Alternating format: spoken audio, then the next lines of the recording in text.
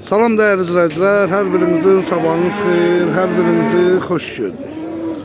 Ümumi Azərbaycanımızı bütün müddətdə yaşayan kardeşleri salamlayıram. Bu günləri 13 Mart 2026-cı il Bərdə mal bazarına çəkiliş edirik. Gördüğünüz kimi kardeşim danalarıdır. Kişidir ha bunlar hamısı. Neçə ilə almışsan bunları üst-üstə belə? Yəni, yoxsa modelini almışsan? 1050 ilə. 1050 manat.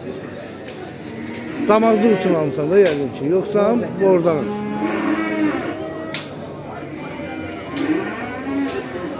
Yerli heyvanlardır gördüğünüz kimi. Güzel bir video rolik hazırlayaq. Değerli kardeşler de baksın.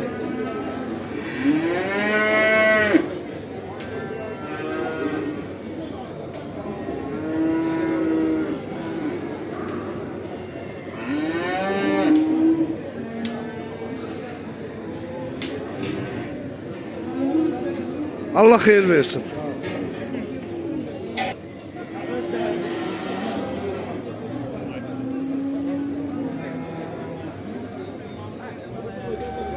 Çekeceğim hamısına bakasınız.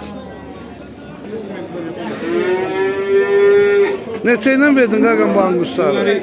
27 yarım. 2750 ile. Anguslar.